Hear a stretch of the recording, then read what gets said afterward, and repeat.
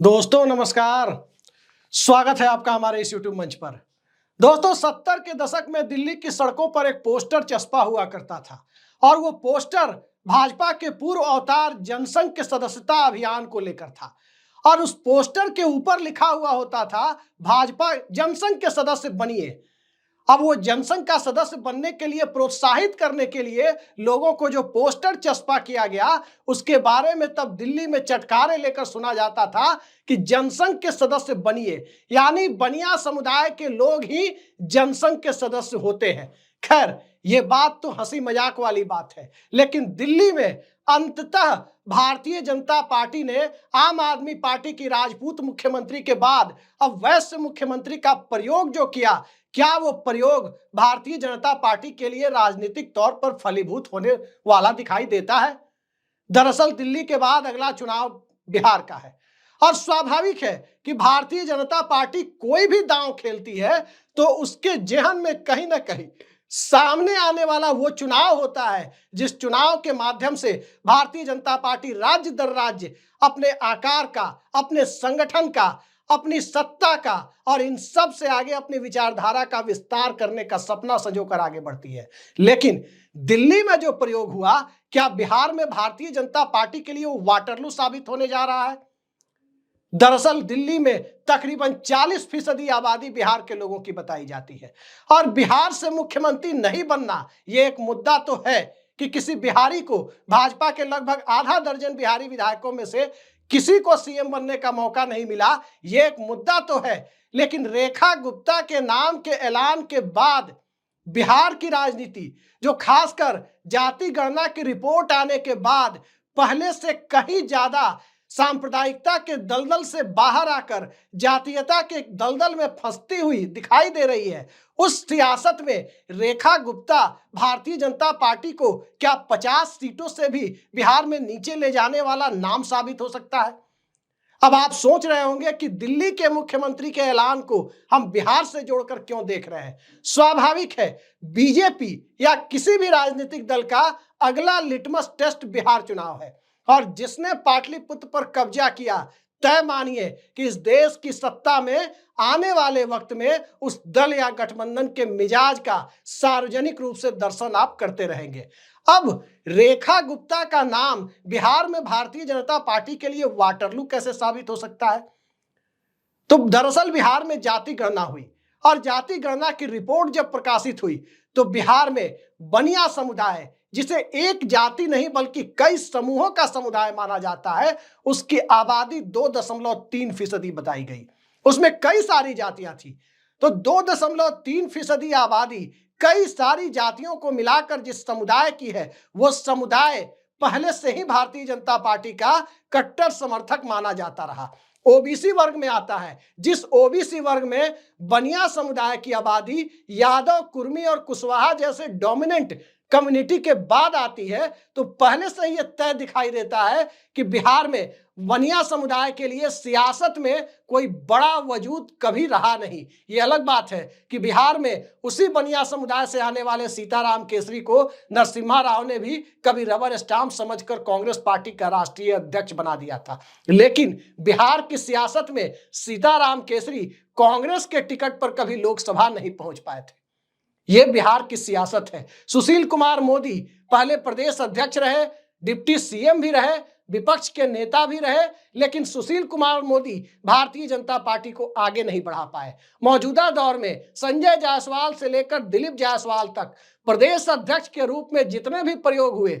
कहीं ना कहीं भारतीय जनता पार्टी आगे बढ़ने की बजाय पिछड़ने का संकेत देती हुई चली गई। और अब जब मुहर लग चुकी है एक ऐसे राज्य से, जिसे राज्य तो नहीं आधे अधूरे अधिकारों वाला राज्य आप कह सकते हैं, उस राज्य की सियासत में जब साफ साफ ये तय दिखाई देने लगा कि भारतीय जनता पार्टी ने जो प्रयोग किया और उस प्रयोग के पहले भी लगातार 3 लोकसभा चुनावों से वो व्हाइट वॉश करती आ रही थी विपक्ष का, 7 की 7 सीटें वो जीतती जा रही थी, तो रेखा गुप्ता के बदले कोई ऐसा नाम जो उत्तर प्रदेश में भारतीय जनता पार्टी की बिखर रहे जनाधार को मजबूत करने की दिशा में काम कर पाता, जो बिहार में भारतीय जनता पार्टी की जमीन तैयार कर पाता, इन सब की बजाय सिर्फ दिल्ली तक सोचना, अरविंद केजरीवाल की सियासत तक सोचना और उसके भी आगे जाने की बजाय ये सोच लेना कि बिहार को भी चुनावी हिंदुत्व की बिसात पर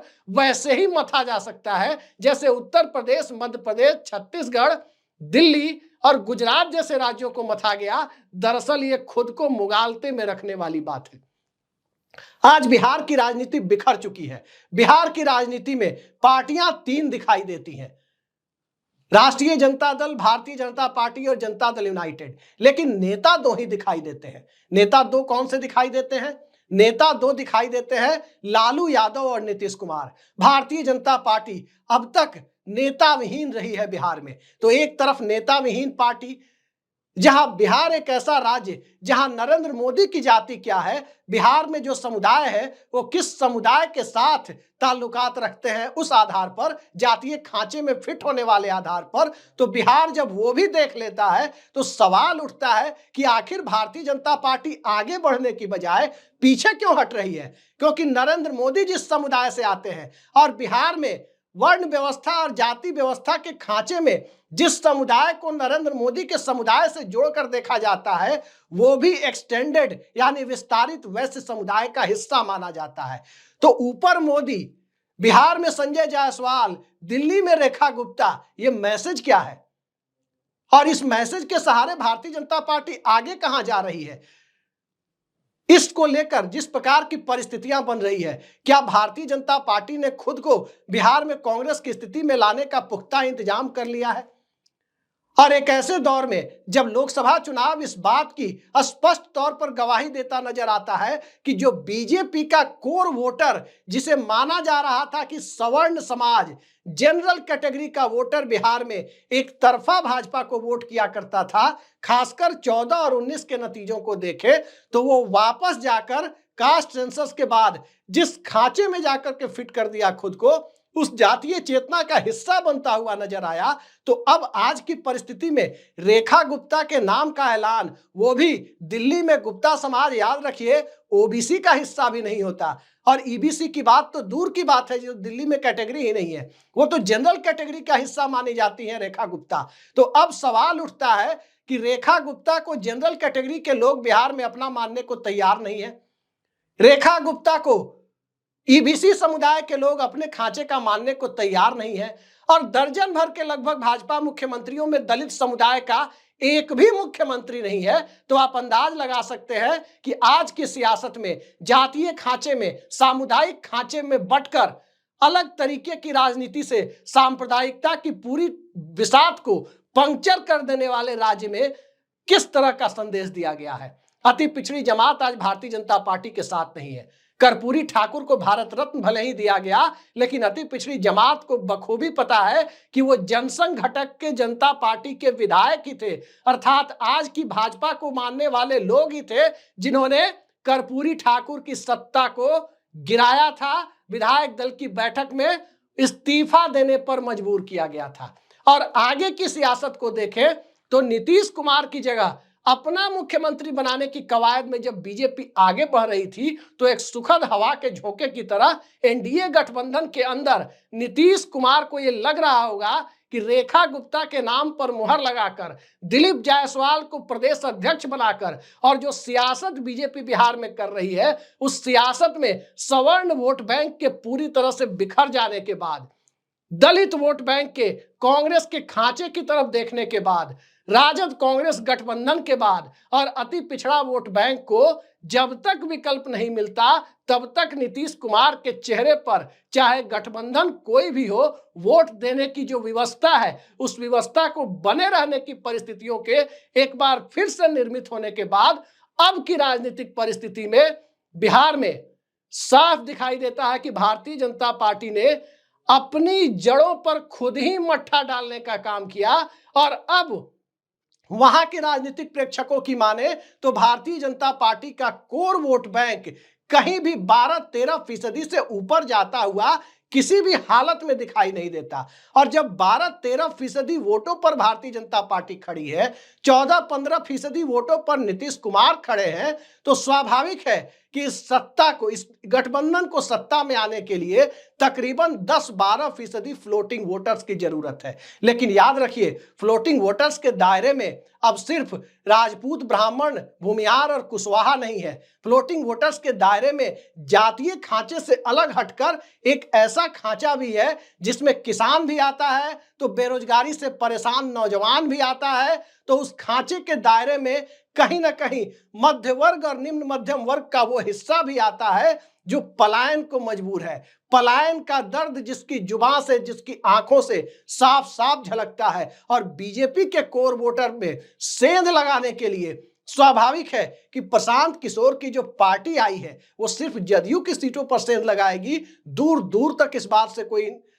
बात को स्वीकार नहीं कर सकता, बल्कि सेंध लगाने के खेल में भारतीय जनता पार्टी की सीटें भी शामिल होंगी। और उसी खेल को आगे बढ़ाने के लिए पटना में जो आज कुर्मी रैली हुई, उससे आप अंदाजा लगा सकते हैं कि जातीय चेतना का स्वर सत्ता के शीर्ष पर विराजमान कम्युनिटी, वो जाति जब वहां लेकर जा रही है जहां भारतीय जनता पार्टी सोच भी नहीं सकती, तो उस परिस्थिति में दिल्ली के मुख्यमंत्री पद के ऐलान को सिर्फ महिला से जोड़ देना कि एक महिला को दिया गया, वहीं तक स्वाभाविक है, एक सुखद और अच्छी बात तो है कि आधी आबादी को आधे अधूरे अधिकारों वाले राज्यों में मुख्यमंत्री तो बनाया गया। लेकिन सवाल उन सब से कहीं बड़ा है कि क्या हुआ आखिर रोहिणी कमीशन का, जो कर्पूरी फॉर्मूले की तर्ज पर दिल्ली के लिए बनाया गया। क्या वो रिपोर्ट सिर्फ ठंडे बस्ते में डालने के लिए है?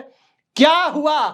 जाति जनगणना को राष्ट्रीय स्तर पर कराने की मांग का? क्या उस मांग पर भारतीय जनता पार्टी पर्दा डाले रहेगी? और क्या हुआ उस राजनीति का, उस सियासत का, जिसमें अच्छे दिनों का वादा तो किया गया था, लेकिन वो अच्छे दिन किसके लिए आए? वो हिंदुस्तान की सरजमीन पर बैठे हुए 142 करोड़ लोगों ने तकरीबन 11 सालों से लगातार देखा, और इस रूप में देखा कि किसी की कमाई किसी दौर में 90 करोड़ रुपए प्रति घंटे, तो किसी की कमाई किसी दौर में 1000 करोड़ रुपए प्रतिदिन के हिसाब से बढ़ी। नोटबंदी भी देखा तो जीएसटी भी देखा, गब्बर सिंह टैक्स भी किसी ने जीएसटी को कहा। तो आज की तारीख में सियासत भी उस रूप में जाकर खड़ी हो गई जहां एक तरफ जातीय चेतना, दूसरी तरफ सांप्रदायिक ज्वार का मध्यम पड़ते जाना, तीसरी तरफ बेरोजगारी का मुद्दा, चौथी तरफ किसानी का मुद्दा, पांचवी तरफ सामाजिक न्याय का मुद्दा, छठी तरफ कास्ट सेंसस को सामाजिक दायरे से आगे निकालकर राजनीतिक दायरे में लाकर खड़ा कर देने का मुद्दा। ये सारी चीजें जब एक साथ क्लब होती जा रही है, तो रेखा गुप्ता का नाम दिल्ली के चुनाव में, जो पहले से ही भारतीय जनता पार्टी लोकसभा में क्लीन स्वीप करती आ रही है, वहां और ज्यादा फायदा पहुंचा पाएगा ये तो लगता नहीं है। 7 सीटें हैं दिल्ली में, 7 की 7 लगातार 3 बार से बीजेपी हैट्रिक लगा चुकी है। अब 7 की जगह 10 या 9 या 11 तो जिता नहीं देगी, रेखा गुप्ता जिता नहीं देंगी। लेकिन जिस राज्य पर उम्मीद थी कि वहां के वोटर को संदेश दिया जाएगा, वो संदेश देने में भारतीय जनता पार्टी नाकाम रही। और आज की तारीख में ये लगभग तय हो चला कि अति पिछड़ा वर्ग भारतीय जनता पार्टी से दूर भागेगा, महादलित वर्ग भारतीय जनता पार्टी से दूर भागेगा, सवर्ण मतदाता बिहार का जातीय खांचे में जिसका कैंडिडेट जहां होगा उसके साथ जाने की अपनी परंपरा को निर्वाह करता हुआ दिखेगा। तो भारतीय जनता पार्टी क्या सिर्फ वैश्य और कायस्थ मतदाताओं के बूते बिहार की सियासत को मथने चली है? सियासत मथेगी या नहीं मथेगी, 5 साल तक नीतीश कुमार और लालू यादव को अपनी राजनीति को और विस्तार देने के लिए, जो राजनीति 35 साल से बिहार की सियासत पर हावी है, वो 5 साल तक और विस्तार देने के लिए आज की तारीख में भारतीय जनता पार्टी ने अपनी तरफ से पहला ग्रीन सिग्नल देती हुई दिखाई दे रही है। अब आगे ये ग्रीन सिग्नल रेड सिग्नल में बदलने के लिए कोई हालात पैदा कर पाएगी बीजेपी? भूल जाइए कि नरेंद्र मोदी 2014 के नरेंद्र मोदी हैं, भूल जाइए कि नीतीश कुमार 2010 के नीतीश कुमार हैं, और भूल जाइए कि लालू यादव 1995 के लालू यादव हैं। आज की तारीख में सबका राजनीतिक आधार घटा है, और जब सबका आधार घटा है, नया विकल्प तैयार नहीं हुआ है, तो यथास्थितिवाद की गुंजाइश, चाहे इस गठबंधन में चेहरा वही सोच नहीं, या उस गठबंधन में चेहरा वही सोच पुरानी की मानसिकता के साथ आकर बिहार की जनता के सामने खड़ा हो जाए, तो फिर जनता यथास्थितिवाद पर अपनी मुहर लगाते हुए नजर आती है। लेकिन उस यथास्थितिवाद में जो पिछली बार आपने देखा कि बरास्ते चिराग मॉडल 74 और 43 पर क्रमशः भारतीय जनता पार्टी और जनता दल यूनाइटेड रुकी थी, कहीं वो ऑर्डर रिवर्स गियर में न चला जाए, कहीं 74-43 का ये आंकड़ा उलट करके भाजपा और जदयू की बजाय जदयू और भाजपा में तब्दील ना हो जाए, 50 के नीचे बीजेपी ना सिमट जाए। अब तो चर्चा वहां आकर खड़ी हो गई है, क्योंकि बिहार की राजनीति, याद रखिए, बिल्कुल दक्षिण भारत के कुछ राज्यों की राजनीति की तरह है, जहां जाति से शुरू होती है, जाति पर खत्म होती है, और जातिगत चेतना के आधार पर कैंडिडेट सिलेक्शन से लेकर तमाम बातें उसमें आती है। अब उसमें मुद्दे ऐड होते हैं किसानी, महंगाई, बेरोजगारी के, तो ये भारतीय जनता पार्टी के लिए और विकट परिस्थितियां पैदा करते हैं। और फिर कुंभ में कितने लोग गए, राम मंदिर का क्या फायदा हुआ, इन सब चीजों को लेकर बिहार की सियासत में कोई मायने नहीं रखता कि राम मंदिर में वोट भी दिलाने वाला मुद्दा है। लोग दर्शन करेंगे, और दर्शन करने मंदिर में भी जाएंगे, तो मंदिर में जुबान देखकर, बातचीत देखकर सबसे पहले यही पूछेंगे कि बिहार में अगर कोई आदमी दिख गया कहाँ के रहने वाले हैं, और किसी बहाने पूछने की कोशिश करेंगे, उस राम मंदिर कैंपस में भी खड़े होकर पूछने की कोशिश करेंगे, या जानने की कोशिश करेंगे अमुक व्यक्ति जो बिहार का दिख रहा है उसकी जाति क्या है। तो आप इससे अंदाजा लगा सकते हैं कि सियासत रेखा गुप्ता के सहारे दिल्ली साधने की कोशिश जो पहले से बीजेपी के लिए सधी हुई है, वो बिहार साधने की बजाय बिहार के गेम को रिवर्स गियर में बीजेपी के लिए ले जाकर खड़ी करते हुए नजर आए। किसी को आश्चर्य नहीं होना चाहिए। आज के लिए इतना ही, नमस्कार।